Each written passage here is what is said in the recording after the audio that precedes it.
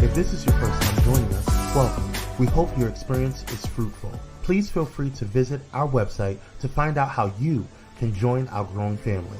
While we are loading your experience, please do us a quick favor and hit that like button from whichever platform you're watching or listening on. Also, share so others may enjoy as well. And we hope you would consider hitting that subscribe or follow button so you can check out more of our amazing content. All right, let's start the show.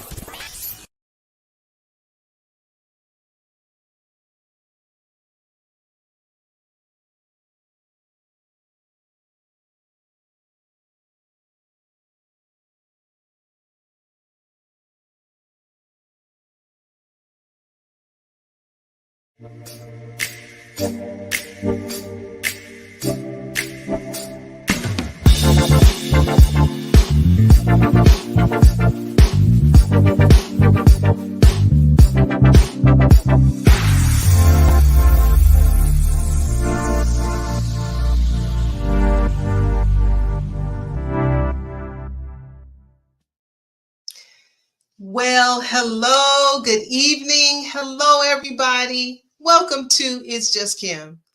It is my Facebook Live show. It's Just Kim. All things relationships. Yeah, that's what I talk about. That's what I am about. I'm all things relationships. And tonight, I have a very special show. I know we usually have a mantra time, but we're not doing that tonight because I want to use all the time that we can to talk to these beautiful three very vivacious, extremely intelligent, wonderful young ladies that I have on my show tonight. Yes. You know, and this whole show came about because I was having a conversation. I'll go into that a little later when I bring the ladies on. But I was having a conversation with my daughter, and we were talking about some things. And the very next day I saw a post, and that post said, she's strong, but she's exhausted. And I was like, wow, that completely describes the conversation we were having.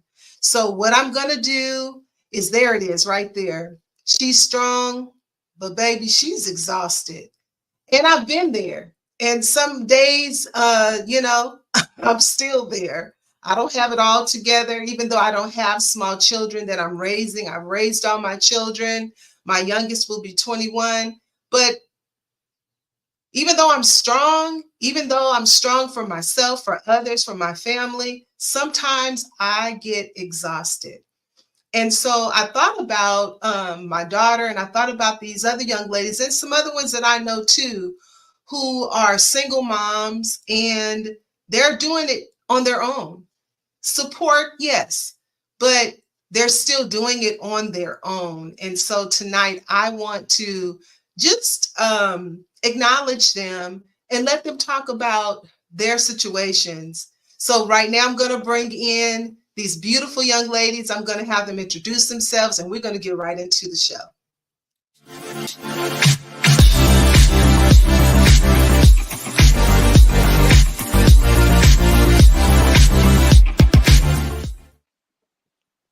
Hey, girls. Hey. Hey, Mom. Hey. So I'm going to go ahead and have you introduce yourselves. You can share whatever it is that you want to share about yourself. I know all of you are moms. You're all single. Hey, y'all, they single. They cute. um, and yeah, do that. So, Allie, we'll start with you since you're at the top of my screen. Okay. My name is Allie. Hello. I am a mother of 3-year-old twins, Adonis and Addison. And I'm strong and I'm exhausted too. Right.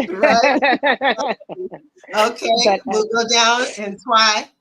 Hello, I'm Twy, and I am also a mother of 4. Yes, every age category. So I'm tired too. Right. I'm a mama, business owner, entrepreneur, all the things. Yeah. Great. Brea. Hi, I'm Brea. I am a mother of 1, and she is a teenager. So we're navigating through that. It's fun. but I'm entrepreneur and holding down the fort with my girls. So I'm tired.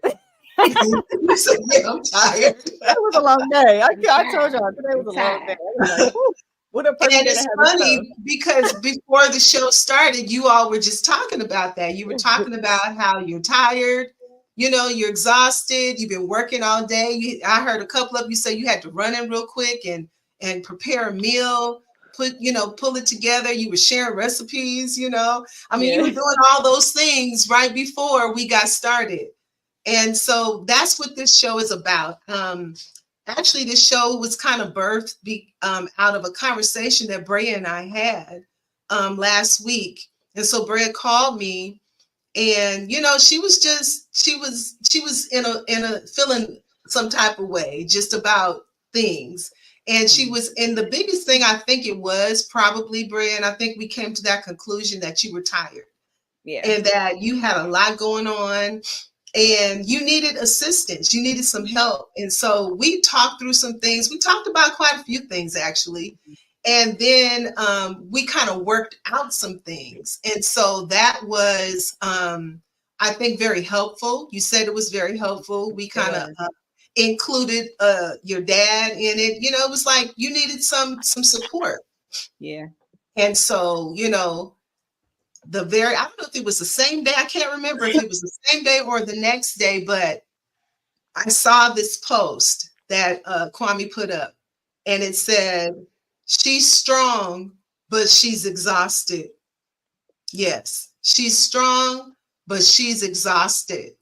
And it was a quote by R.H. Sin. And I looked him up actually and saw that he has quite a few other things that he writes. And it was very enlightening when I read this, because I felt like that is so true, because we had that conversation about being strong and being everything for everybody and trying to be there for yourself as well.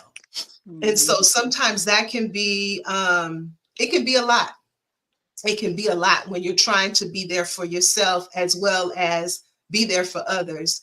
You mentioned, you said, I guess the position that I play in our family is I'm kind of a go-to for a lot of people in our family, and love it. I do. I love it. And not because I just want to be all that, or I think I'm all that, not at all, but it's just part of my nature to help and to do. And so you mentioned to me that, in our family, kind of in your age group, that you kind of have become that person, for the people in your age group in the family. And so I was like, wow, but sometimes you just get tired, you get tired and you try to figure out things for yourself. But you still have people who need you. So just because you guys are juggling children, maintaining your jobs, your businesses, you trying to keep the house together, your Kids all have extracurricular activities. I mean, even from the 3-year-olds to the 15-year-old. Yeah. All your kids are busy. I think all your kids are busy. Even the baby is busy, right? He's busy too. And so because of that, it kind of extends you in it a little more than it would a normal, a regular person who is married and has that in-house support.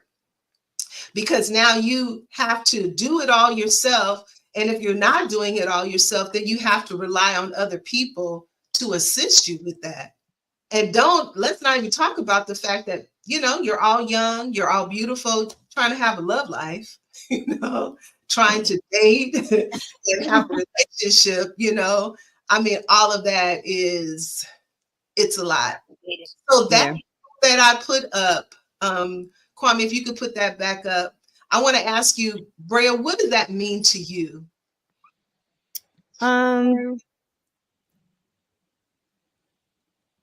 me, it meant exactly what it said. Like, yeah, she gets up every day, does what she has to do, doesn't complain about it, doesn't make a big fuss about it, just does it. But it does not mean that she's not feeling it and that it's not affecting her in some type of way. And a lot of times I think that we just go, that we don't even realize how it's affecting us until it's like, Wow. you're down. Yeah. And before you know it, you're in a bad space, and your kids can see it, like they can feel it. And then it's like, then you kind of have to have a self check, and then it's like, okay, get out of this space, call somebody, figure it out. And that's when I decided to call you. But it was exactly that. It was just I was just counting up all of my problems, and the solutions were down low. So I didn't have it, and I was just feeling like, okay, I'm used to feeling like I have it,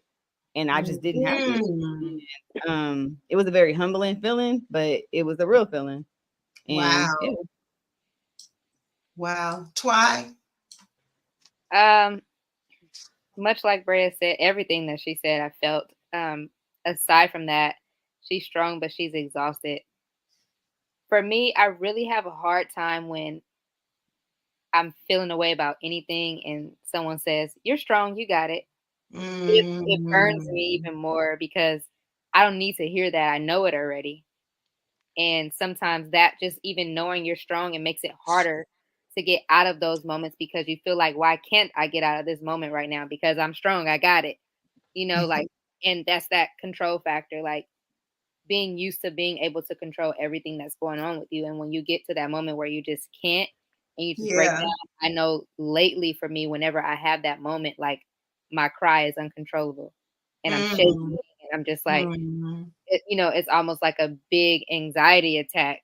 Right. Nearly, and it's just like I have to talk to somebody quick in that moment because things are happening really fast around me, right? So you got to kind of get back to the moment as well that's outside of you.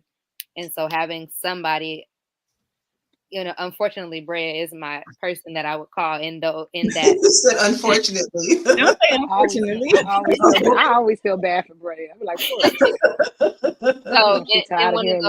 in one of those moments, it's just very important to have a person, that you're comfortable with to call. And that's not always going to offer up something to you. That's just going to say, stop and breathe. Yeah. Because it's not always them offering. It's not always her saying, well, maybe this, maybe that. Sometimes it's like, you need somebody to tell you, hey, stop, take a deep breath and just let's start over. Right. Right. Exactly. Allie? Heavy on the exhausted part for me, in the literal sense of I'm the kind of person that actually needs 8 to 9 hours of sleep. And not getting that, I literally go into a whole funk. And somebody say, hey, and because my personality is so clear, you can always tell when I'm down or when I'm tired. And what's wrong? And I have to say, there was no catastrophic event. There might not have been anything that happened. I'm just literally tired. When you have toddlers, they get sick for no reason. once every other week. Okay. Like, it just doesn't make any sense to me. But dealing with that. But the Right. strong, so when I look at the statement, she's strong, but she's exhausted. We're going to get the work done. And when I say the work, I mean life. We're going to, pay our bills. Our children are going to be, healthy. We're going to make sure they're happy. That's going to happen. You know what I mean? But sometimes I'm tired, and I say the exhausted part for me is a literal sense of actual fatigue and tiredness. And because my lifestyle, my profession, and the way I carry myself, being an office manager, ironically managing life, right? The children's extracurricular activities, that kind of stuff, not easy, but at least it just goes smoothly because it's already what I do. But the physical part of it all, I'm exhausted. Waking up at 4:30, getting myself and then 2 3-year-olds together, going to daycare, going to work, and I have 2 jobs, and then coming home, getting them together. I'm exhausted by 4 p.m. Right. No, that's a real thing. That's a real thing, because I remember being a young mom of 4. Well, a young mom of 3. I wasn't so young when I had Zion. But a young mom of 3, and I was in college. I was working full time. My husband is the pastor of a church, so I had duties there. And I had 3 children, probably all under the age of 10, 8 at one time when all of this was going on. And it was exhausting, even with the help in the house. I was still tired, and I had to, my husband, he came up in a family where his mom was a stay-at-home mom. And so she did all those things. And his dad didn't have to do that. His dad just provided. And I don't say just provided, but that's what his dad did. He provided so that his mom could be at home. And the thing about it is, we were doing something different. And so he had to learn to do something different, and that was a struggle. When we first got married, it was like, I need you to do something different. I just don't need you to just, bring the money home. I need you to help me. And so he did learn how to do that. But even in that, I was tired. So I know that you ladies are tired on a whole nother level. 2 of you own businesses. One of you is the manager at your business, pretty much run everything. And so you're in charge all day long. You think about it. You guys are in charge all day long. All from the time you rise in the morning to the time you lay down at night, you are in charge of your life and other people's lives. Yeah. So it's funny because we all interact daily in some type of way.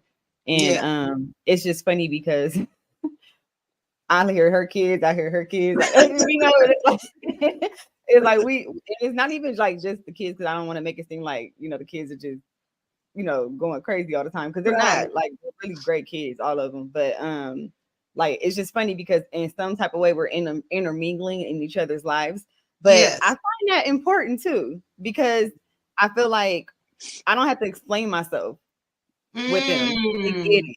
You know what I mean? And vice versa. Even though we're at different stages in our parenting, like, we get it. Like, you know what I mean? Right. I'm right here, Twice coming right behind me, and Alex coming right behind her, and I've just seen all the stages. So it's interesting, and like it's needed. The community is needed. Absolutely. And like, just being able to voice ourselves without getting that underlining judgment that people have in our situation. The judgment of, well, you should have. You knew what you was doing when you had to. I don't want to hear all that. No, not at all. My baby is 15. Are you kidding me? I don't want to hear that. Right.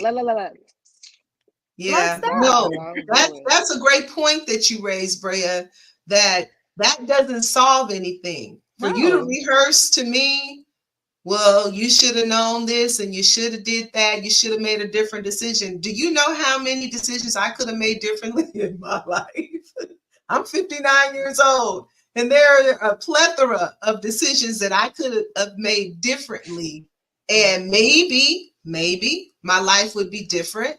and maybe it would be worse. Who's to say? Yeah. You know, I mean, we even have a theory about, you know, my baby Amani. You know, Brea had thyroid cancer, and we found out 4 months after Amani was born. Right. And so I asked the doctor, I said, hey, do you think her, you know, being pregnant, having the hormones and everything going faster or growing quicker was helpful in us finding this out earlier? And he said, oh, absolutely. You know, so I don't believe in shaming people. I don't, because I've made enough mistakes in my life to be ashamed for the rest of my life. So I'm not with that. I don't advocate for that, you know, and I don't join in that. Yeah. So thank you for raising that point. What do you do? What do you guys do when you become you get to your breaking point? Because even as a mom, you know, with 3 kids back in the day, I had breaking points. Brea could probably tell you, don't tell him, Brea. But Brea could probably tell you there were times I was like a crazy person, screaming and hollering, and, you know, don't sit down, you know, that type of thing. But what do you do? It is mandatory. I mean, I've been, you know, on, you know, the Dante show. Shout out to Dante. You know, and I've talked about, you know, my depression, and because of that, it's mandatory for me to reach out to my village and to my support. Ironically, the 3 people on here, you know, call, you know, and I have to get to a healthier space about it, because I will get to the place where I'll just start crying, and it could simply be because I'm just that sleepy. You know, or I'm that tired, you know, and it goes into a emotional thing where all of a sudden everything starts spiraling. Like all of a sudden just because I'm so tired this one day, all of a sudden everything is bad. Oh my God, I'm a bad mom. I'm you know, I'm a bad, you know, everything that's probably not that bad seems 10,000 times worse because of how exhausted I am. So when I get like that, I have to reach out to my support system to, you know, essentially talk me off the ledge, you know. And when the babies were babies, you know, that was really important. At one point I called, you know, family. They had to come in the middle of the night and just get them, literally. And take them to you guys' house because I couldn't see. I feel like I literally remember just sitting there staring at these people crying, you know what I mean? And but the answer to the question is, what do we do when we get to that point? Reaching out to my village and my support system, and having the honest conversation, having someone, you know, help calm me down. Yes, that's good. And that's good that you realize that. And the blessing is that you have a village, you know, but you know, it's imperative that if you don't have a village, so we're talking to the young ladies out there, moms out there that don't have a village per se, that you create a village.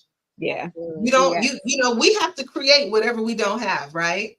Yes. So if you don't have a village, then you have to start creating a village, and you have to be intentional, and you have to share with people, look, I'm creating a village because I need people that I can come to, I can bounce off, I can come, no judgment, I can say what I need to say, and you give me good advice, or you just, like you said, Allie, you just listen. Let me unload. So Brea, what do you do when you reach your breaking point? See, I'm working on mine because like it takes me a while to call. And I don't know. I think it's a personality thing. I'm always thinking about other people and what they may be going through. So I'll think about, I'm complaining about this, but she got that. Like, you know, I'm always doing that. So I kind of don't for a while until like it gets bad. So I'm working on that because it's really, really not good. That was like last week when I called you. By then I was crying. By then I was all emotional, and I don't want to wait to get to that point. So I really, really am working on like being more, but just being better at that. But in the small situations, the day to day, I do have like Ali said, the village. I think we can all agree like the village is really important. It's different reasons why I might call my sister. It's different reasons why I might call Ali. It's different reasons why I might call Twy. And then there's reasons why I might call Ray. And then of course there's all the reasons why I'll call my mom, but it's like I'm really working on my response time so that I'm not literally sick. You know what I mean? I love that. Yeah, like that that's verbiage. good. That's a good, honest answer. Write that down. Yeah. I'm serious. No, that's great. That's good. Twy. I'm a work in progress too. Yeah. Yes. Look, you see how everybody knows.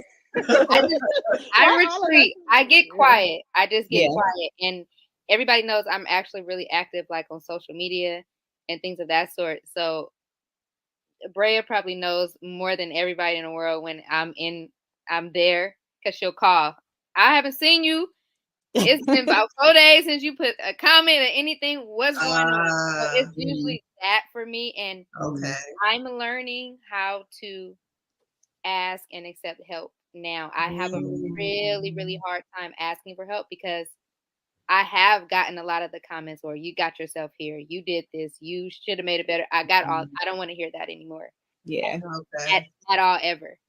And so because of that, I know it might not be from everybody, but I just don't want to feel like a burden ever. So I really struggle with asking for help and asking for anything.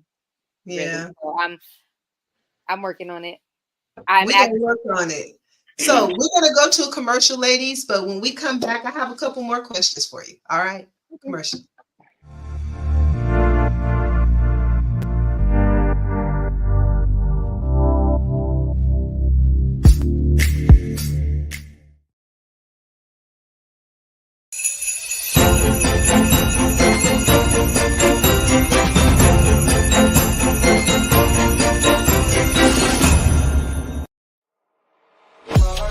In a world filled with diversity, where radical faith and progressive believers come together, there's a place that's breaking all boundaries and embracing believers from all walks of life. Bullet and Flight Radio, where believers unite, boundaries break, and love triumphs.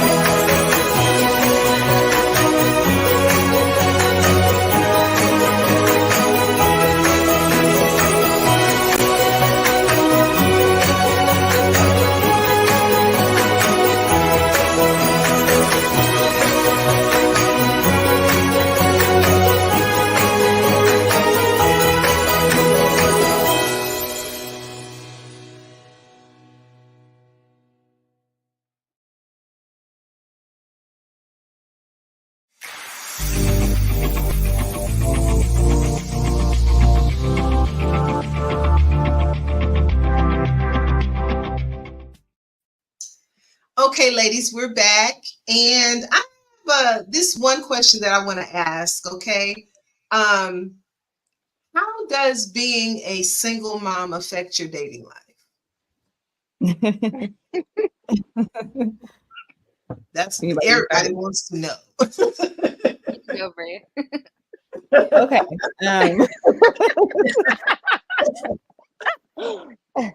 This is a conversation that we have quite often because it's like, I'm sure. I don't know if I am realizing that being a single mom does affect my dating life. At first I was in denial that it did. I thought it was just but now I'm really starting to realize that my availability and my proximity to the type of men that I would want to date is kind of like, I chose to move where I live because of where Monty goes to school, and like, you know, I like it. It's cool. And it's where she began to grow up when we first moved out here. So I didn't want to make her, you know, leave that. So I am realizing that it is harder. And then also when you have a child who is like, who knows what's going on and then like cahoots, and she's getting older and starting to like people, she's now more like paying attention.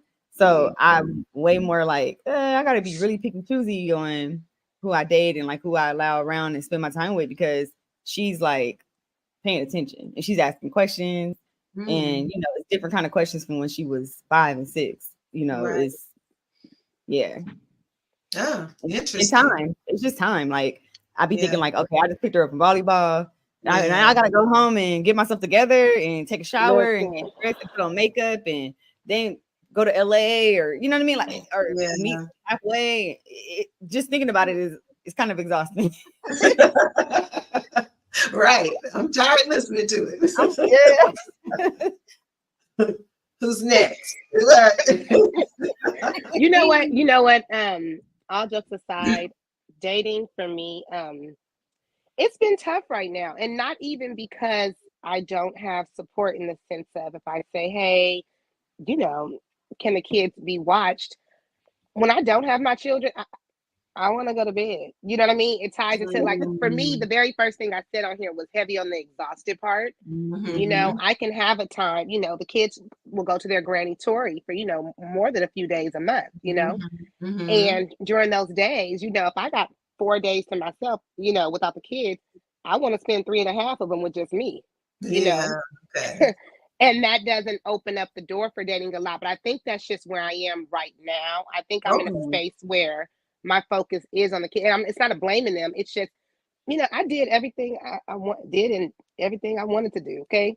I done enjoyed myself, and I don't mind that I'm in a, you know, I don't have that. Well, I know I just don't have the story of I didn't get to live. Right. I did. Okay. So I'm okay being in a space of not doing a lot of dating, just because I'm just, you know, in a space, you know, I've been working on myself physically, and I just, honestly, I'm tired. Like Brea said, you know, the energy to get cute, put on a good Spanx and a good bra, you know, I don't really have it. Okay. And that could be, what's one thing someone said to me? It could be because there just isn't the person that I've met that makes me want to do it either. Yeah. So it could be a little bit of both. Yeah. It's a little bit of both, I think. I think that I just don't have a situation that, you know, makes me want to do it. But if I have to choose between going out and going to bed, you gonna choose going to bed. Listen, I'm just saying. So that's just kind of where I am about it right now. Yeah. Okay. Yeah. That's honest. That's good and honest. I appreciate that. All right, Twy.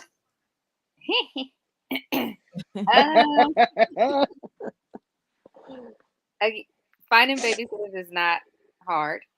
Okay. I don't ask for babysitters often anyway, so it's easy because of that too. But I have athletes, and going out, I don't even have a weekend to myself.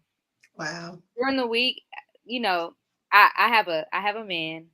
Okay. But we don't even go out because he works. I work Monday through Friday. We work. Well, not Monday through Friday, but we work. You know, I'm absolutely exhausted after work. But then for me, after work, I'm going to a practice over here, a practice over here.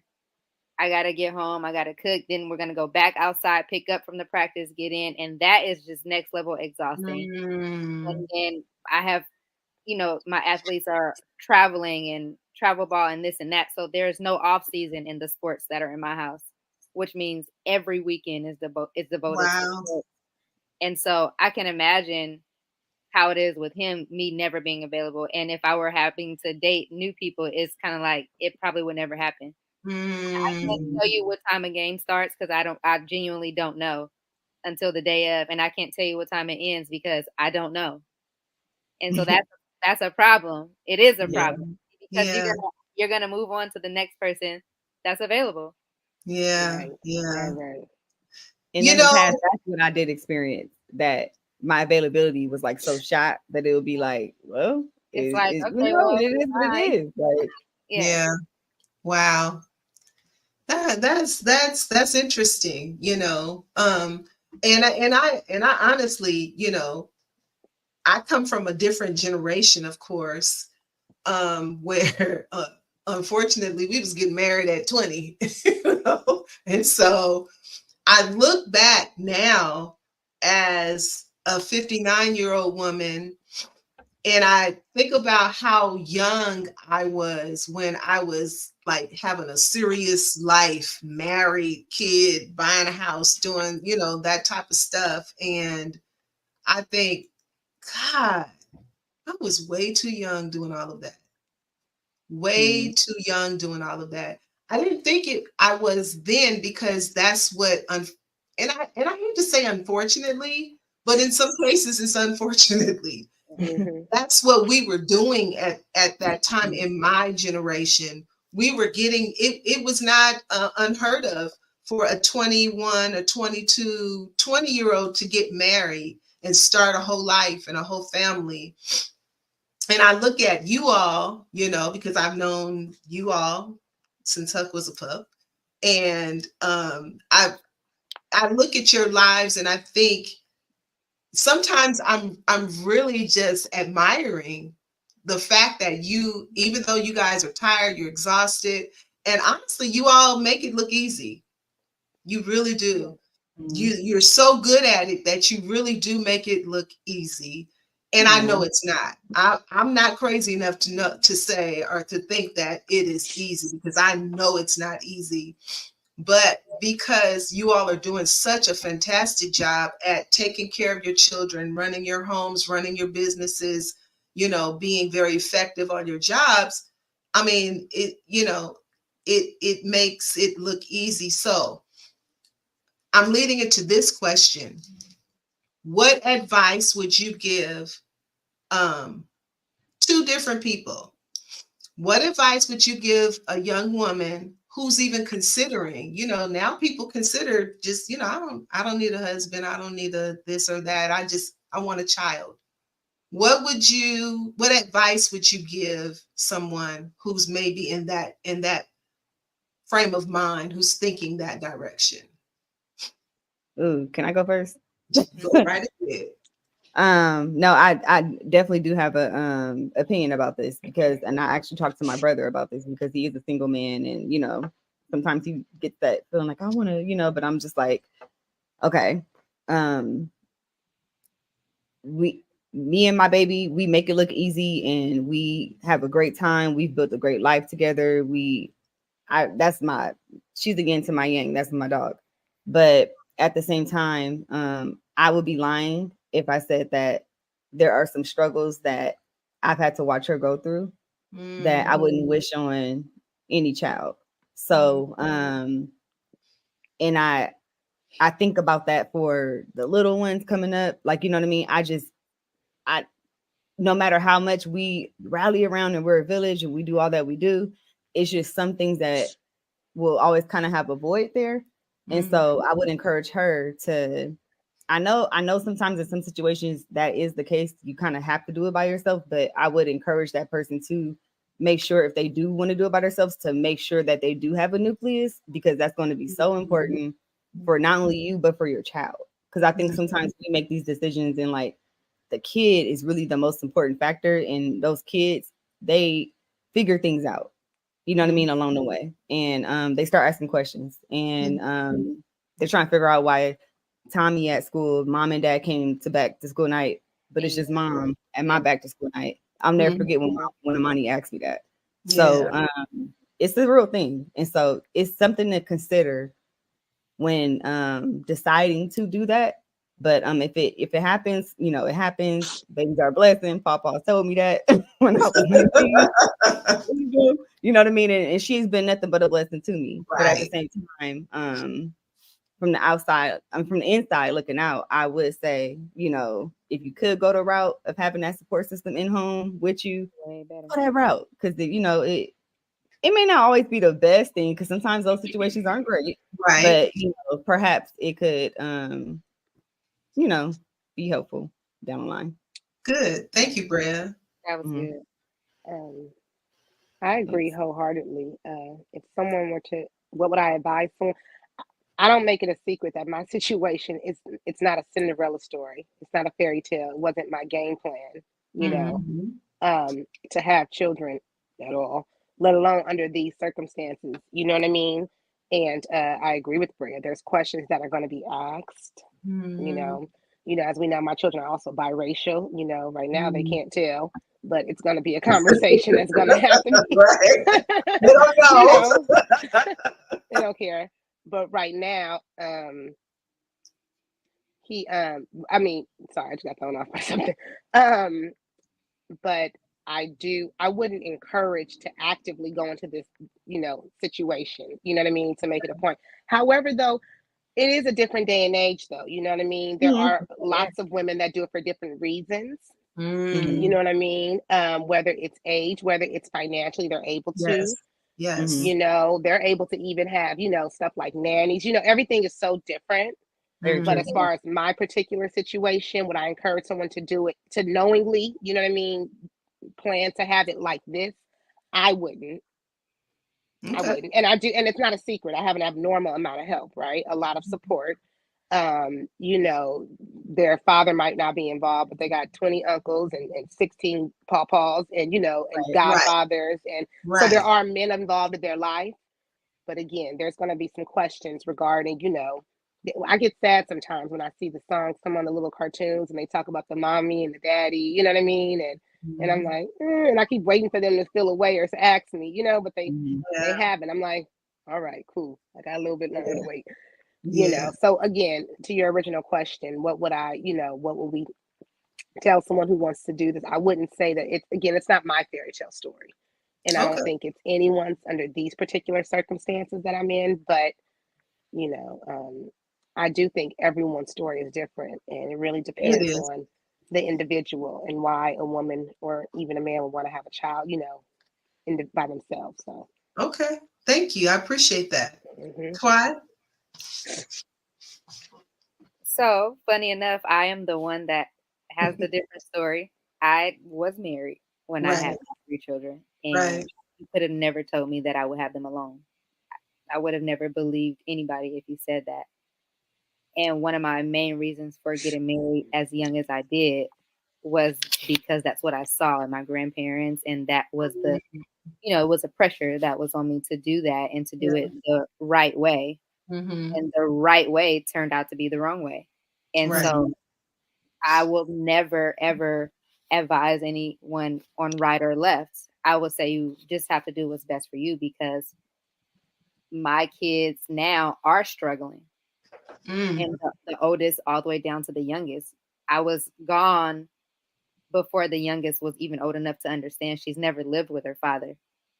So my older ones, I had to put in therapy, and they had to learn how to navigate a new life without the 2 of us and without seeing their other parent, and then going to school and seeing all those things like Brea said. But now I'm dealing with the youngest one. Finally, she's just now starting to see, like, wait a minute, where's this person? And people, her school people are telling her, you don't have a dad because we've never seen him. And so kids they just say things sometimes, and they don't understand the impact or how they're affecting another child. So though she knows she has a father, and she's only 7, she's questioning me, do I really have a dad?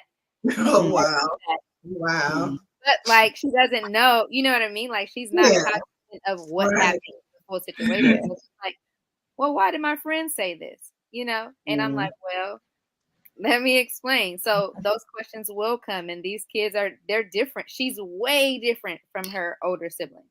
Yeah. She's a lot more intuitive, and she's going to ask all of the hard questions. Right. So I would never advise anyone to go that route, but you go the other route, I can advise that it won't turn out to be that way. Right. Yeah, that's true. That's true. And it could, you could get married and raise your kids, and they go off and build lives, and it could end, so we really can't say. And I think you said something that's really important, is you have to do what's best for you. Because I can think about people in my generation, and probably even more so the generation before me, where they were getting married And it was a horrible situation, but they were staying married. They were staying in those really bad situations because that's what you were supposed to do. Yeah. You know, so thank you. Thank you for your honesty and sharing that information. Let me ask you this. 3 different perspectives too, because we all have very different. Yeah. Do you overcompensate for the kids because of these different situations? I do. Mm. Oh, even to a certain extent, why they have so many godparents, which is, you know, a running joke. I knew, you know, it's not a secret from day one. I knew I was going to be a single mother, and I wanted them to have, you know, father figure, you know, that extra people in their life. You know what I mean? So I'm like, you're going to have godfathers, you know, and you're going to have this, you're going to have that. So I set that up on purpose, trying to make sure that trying to set a precedent where they won't ever be without. And then I definitely am mindful and always trying to do a little bit more. And I mean, but I'm probably less than the 2 people on here to tell their business. I'm teasing. But I think we do all overcompensate though. Yeah. For sure. Yeah. For sure. I think it's something that you would do. Go ahead. Yeah. No, I think we all overcompensate, and then we all overcompensate on each other's kids too. Yeah. So like it's just, you know, like it's a thing for sure. But I'm not mad at it because, you know, it's more love for the kids, and you know, as long as the kids have a good balance, I don't see anything wrong with it in a sense. Now when I do see a problem, I try to pull back on certain things. Sometimes I'm like, don't be expecting that, but yeah. No, you know. And you said something really important, Brea. You said we overcompensate on our children, and we overcompensate on each other's children, and then you got these grandparent people who overcompensate. Y'all stay off of Amazon. Stay off of Amazon. It's the aunties and y'all different. It's insane. It's different. But you that's a whole other show. I will say this in regards to us overcompensating, because we have to all pat ourselves on the back. I think that for where we are, our ages, everything, we have worked extremely hard to get here. Yes. And sometimes I kind of like throw the overcompensation thing out the window and say we're actually able, and we are blessed to be able to do what we do for our kids. And I think that we also all do provide, even though we all say, oh, these entitled kids and yada, yada, yada, we all have very respectful children and very mannerable children. We have good children, well-behaved children. So I think that we do a great job at providing that balance there. Even sometimes they drive us crazy in the house and we like, this is my fault. Fine. But guess what?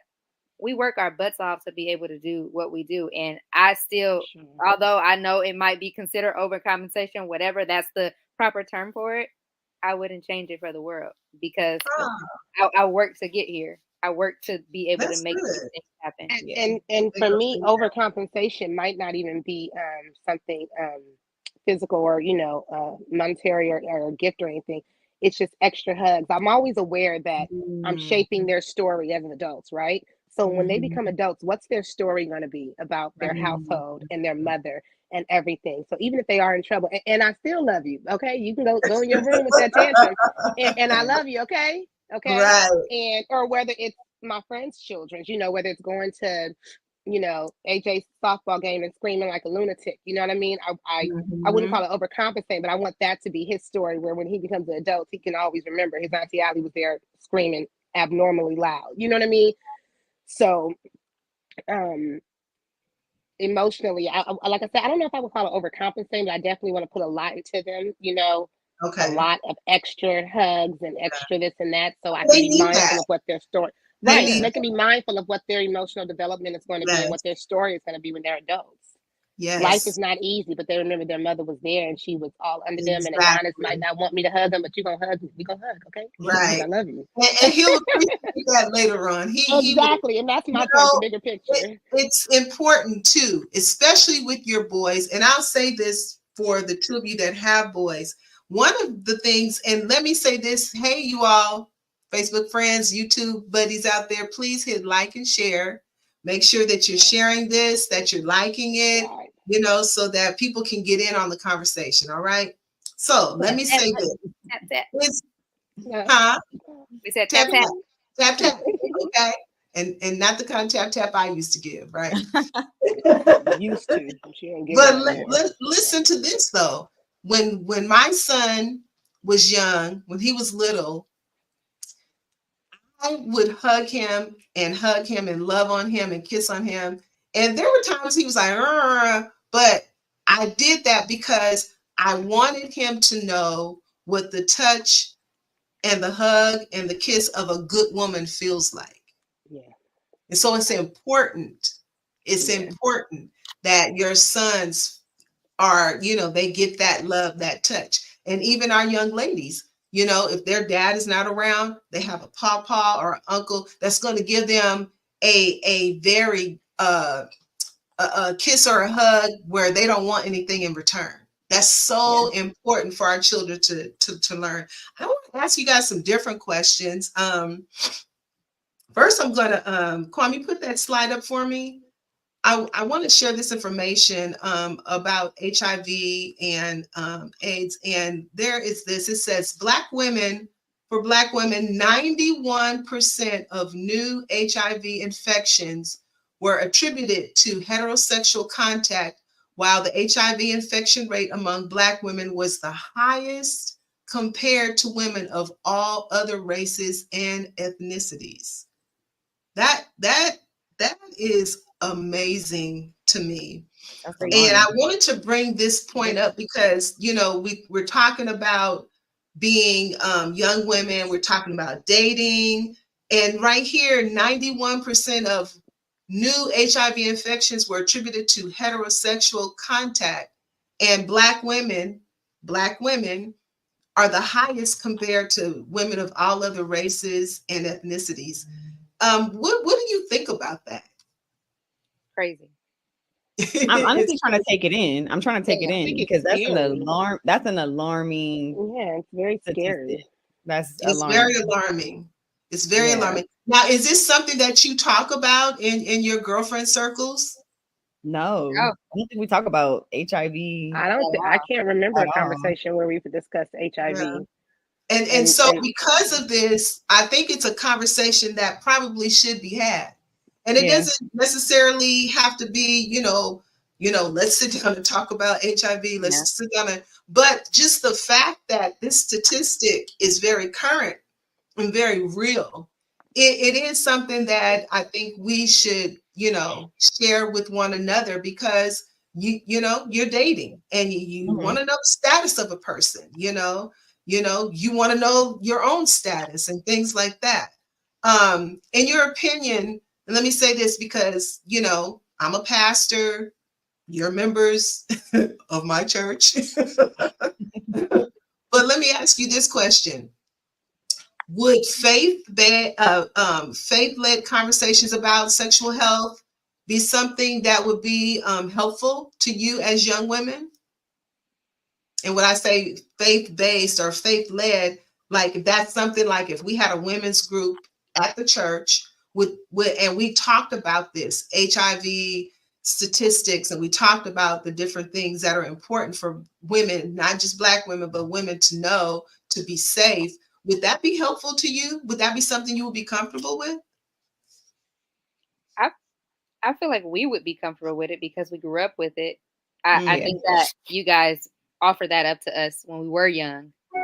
And you provided us that space to come to you as young women to have those conversations and be comfortable having those conversations. So I know that I feel like with us, we have good rapport with younger women. I guess it's such a taboo though. Like a lot of young people don't feel like that would be invited in the church scene or the faith-based.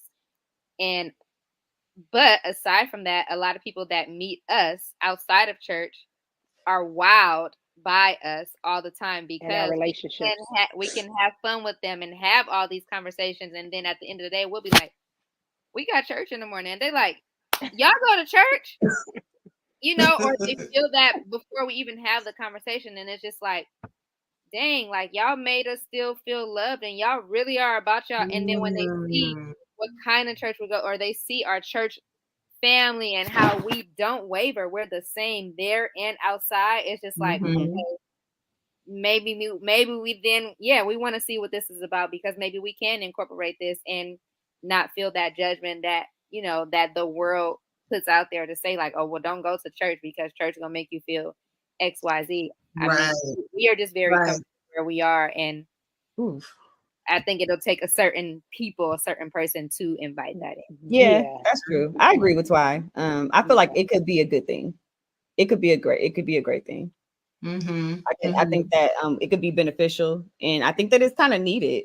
I think that that space has kind of like went away. It has that space of like, let's really get in here and talk about some stuff, like some real stuff. Like, let's not get in here and, you know, patty cake it, and let's get down to some real stuff. And I think that I was just telling I had like a kind of like a client last week, and she's kind of like one of the newer, younger pastors, you know, with heavy influence and stuff like that. And she was just telling me about what she's been experiencing. And I was like, I feel like it's a swing happening right now. It's like a pendulum swing. And people who were like, oh, I'm not doing that no more. I'm not there no more. I'm good on church. I'm good on church people. It's swinging back, because I think that people need something. People are really out here needing something a little more deep than what the world is willing to offer. So I think that if you offer it, the people gonna come. Okay. And I think it's really important too. And let me ask you this, because I know, you know, we just came out of the whole COVID thing, and then people started getting, you know, the vaccines and all. Some people are like, yay, vaccine. Some people are like, no vaccine. And that's everyone's personal opinion. But do you think that if there was some type of HIV vaccine, a successful HIV vaccine, do you think that women would respond positively to that? If that was something that could, you know, prevent you from contracting HIV, do you think that would be something people would be open to? I do, if the conversation were more, if it was the conversation, because here's the thing. Yes, we do discuss being tested with each other and partners or whatever, but we never discuss HIV. If that makes sense. Specifically, I think that's where my question. We do discuss other STDs. HIV is just not the one that comes up in conversation with women, right? But we are in a different time right now, and there's a lot of things that are going on that are being done, being dishonest, and a lot of things. Right. A lot of people outside, right?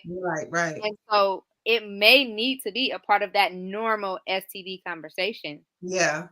Because I'm thinking because of just what you're saying, that because of that 91% of new HIV infections are attributed to heterosexual contact. And then we as Black women, are the highest compared to all other women who are contracting the infection. So I think that's it's definitely something that we need to discuss, something that definitely I believe, you know, I don't know what other pastors believe, but it's definitely something that I think should be talked about in our churches, in our sister circles, in our, you know, women's groups and that type of thing. I remember, and we got 2 minutes, but I remember being a leader in our young women's group. And I bowed out gracefully right when my daughters became teenagers, because I didn't want them to feel uncomfortable. But I remember having conversations, and I remember drawing diagrams on the board saying, if you know, when you sleep with this person, and the room had no judgment. So when you sleep with this person and that person slept with these 3 people, and those 3 people slept with these 3 people, you know, we did that type of thing. And I think it's something that we probably need to get back to. And I really think it's something that we need to employ younger women like yourselves that could reach out and identify better than me, you know, with younger women, so that we can all be informed. But I want to say this. We are running out of time. I don't even know how to thank you all. The comments are blowing up. This is a very needed conversation. We may have to do a part 2. Definitely, because you all are blessing young women. I can see it on the feed. You all are blessing young women. You're blessing them out here. I had a young lady say to me before the show started, I need this show.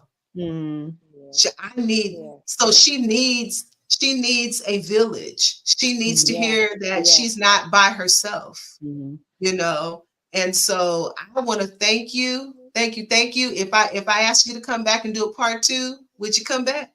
Of course. I ain't gonna tell me no anyway. Right.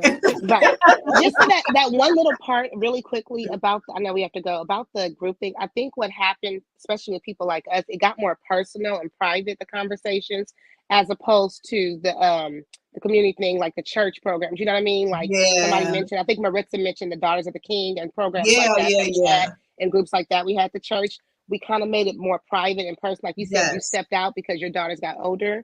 You know what I mean? And then we stopped talking inside the church about stuff. And we started just talking, in our own little private groups. I think the overall point is to open up the door for situations, for more groups like that in the church where we can talk about it. Just if that makes a little bit of sense. It does. It makes a lot of sense. Well, look, thank you, ladies. Thank you. This is actually my last show of the year. We won't be back until January, early in January.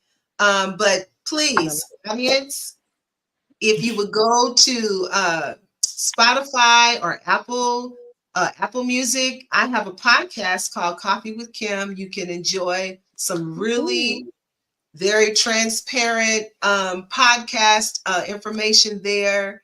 If you want to come visit us at church, we're at Church One Ministries in the city of Long 70th Street.